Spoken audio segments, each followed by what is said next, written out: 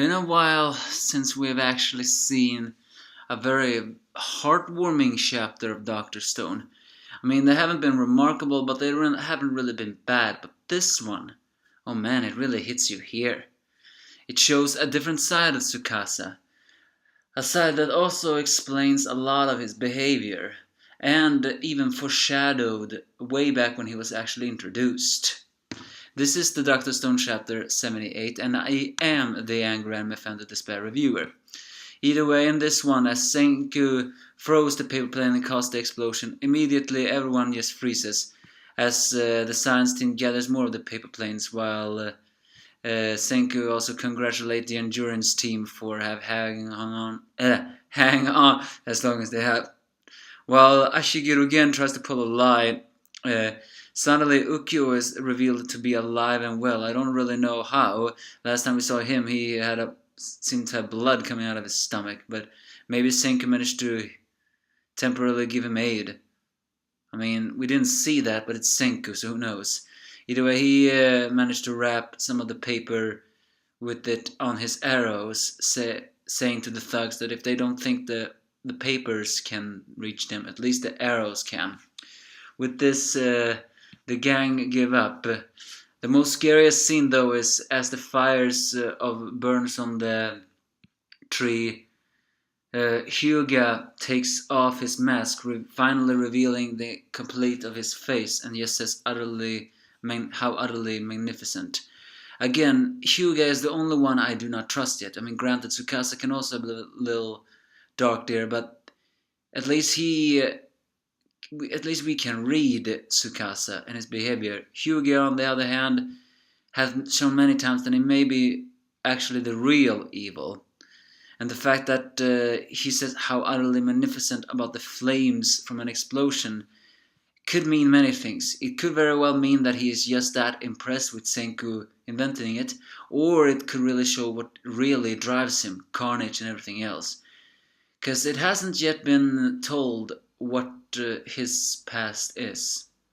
However, we finally see his face, and it's revealed to be covered in cracking scars, possibly implying why he actually wore a mask to cover for it, because I think that's a result of the petrification. With the stalemate of it all, Tsukasa do not move immediately, but he doesn't give up completely either, because he says that he points out to Senku that if Senku uses this, it will be huge casualties for both him and Senku's side, and he knows that Senku is someone who is soft-hearted, even though he tries not to tell that, meaning that he won't sacrifice his comrades, throw away human lives, nor will he sacrifice himself. So Tsukasa guesses that it's a deal, and Senku confirms it, that Senku only created this scenario in order to make a deal.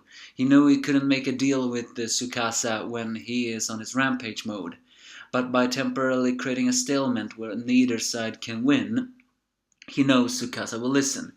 So he actually begins to talk to Ashigiru again about the fact that they appeared on TV together, which again confirmed a long time ago, but yeah. However, Senku actually analyzes Tsukasa's personality a little bit more. Because Tsukasa is known as the strongest high school primate, a master martial artist, and probably one of the strongest people ever.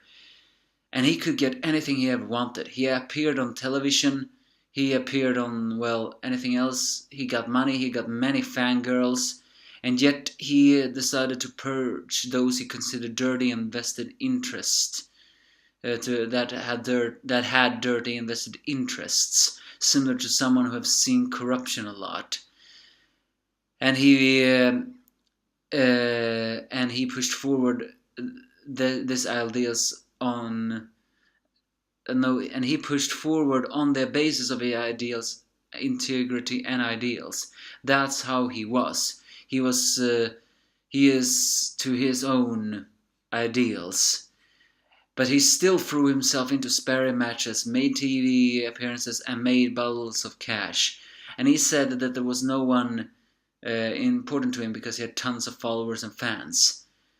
So, and according to Senku, a man like Tsukasa who wants to purge those that he considered dirty and have vested interests, as well as gathering followers and just have his own integrity and ideals. It doesn't really fit for a man like that to become a celebrity, because normally celebrities, especially like Ashiro Gen, are just after money. And while Tsukasa was after money, it was never for himself, unlike Gen. No, what Tsukasa wanted all along was money to his sister. A very, very long time ago, Tsukasa told Senku a history about a boy who tried to get these, seashells to his sick sister, but he got beat up by an adult. We all knew that kid was Tsukasa, but I actually didn't think he meant it when he said he had a little sister. But it's confirmed that yes, he does, or he did have a little sister. It's not yet explained if that adult who hit him actually is their drunk father, or if there's someone else. However, the little sister, who was named Mirai Shisho, was clinically brain dead. It's not explained if that was out of strong abuse or if she got so sick that she became brain dead. In fact, how does a person become brain dead? Isn't that normally when they are in an accident? But she could never ever wake up. It was or the doctor said there was no way for that.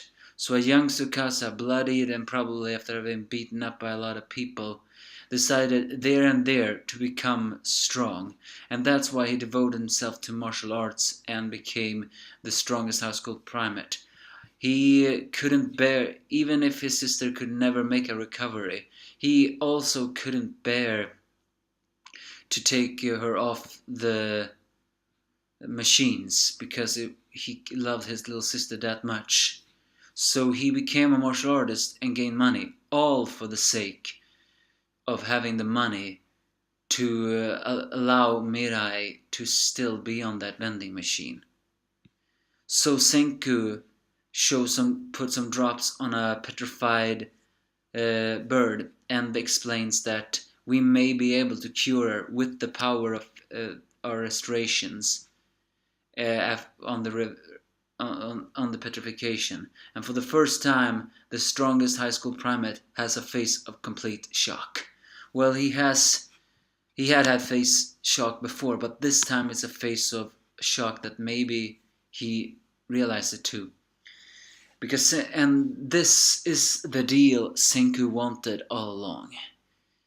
Because there have been some implication that the revive formula from the petrification has miracle abilities. Because Senku actually did have his neck broken by Tsukasa, but he also hit a part that was still petrified, and so it wasn't complete. But when they poured the restoration formula, it immediately healed Senku's broken neck. So it may, and given to the fact that Mirai was petrified like everyone else, it doesn't matter if she is brain dead or in a coma. She is currently enclapsed in that shell, and no person needed to breathe anyway because they were just that sealed away. So maybe, just maybe, by using that formula, her body can restart, and with it her brain as well. Ergo, she can be revived. And the only thing Senku is asking for is a ceasefire. As Tsukasa asks what do he has to believing his story, Senku only says that only my word, science will not lie. With that, Tsukasa calls the truce and decides to go along with it. As they track down the place where Tsukasa knew the hospital was, they start to blow up the fields using dynamite, as the history of Albert Einstein on when he invented dynamite is explained.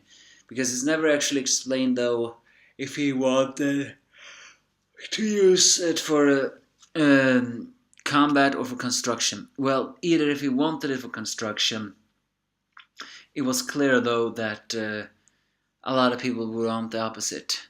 But that was the start of the Nobel Prize. And finally they find the pieces of Mirai Shisho. She seems to be a little bit in pieces, but thanks to thanks to a certain person, they can restore her. to places. As they dress her in a dress, finally they pour the restoration formula. But the moment of truth, we won't see the moment of truth until next chapter, as the moon keeps on shining on them. Will this save Mirai, and will Tsukasa give up his perch?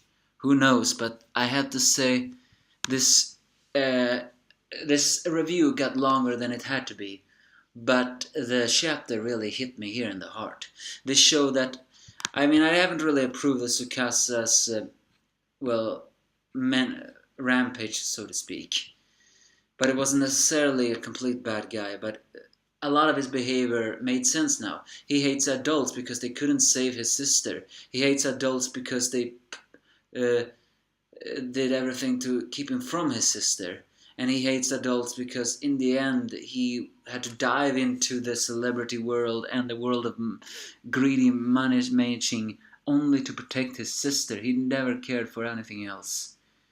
So Tsukasa did have someone who was important to him, but he believed that she couldn't be saved.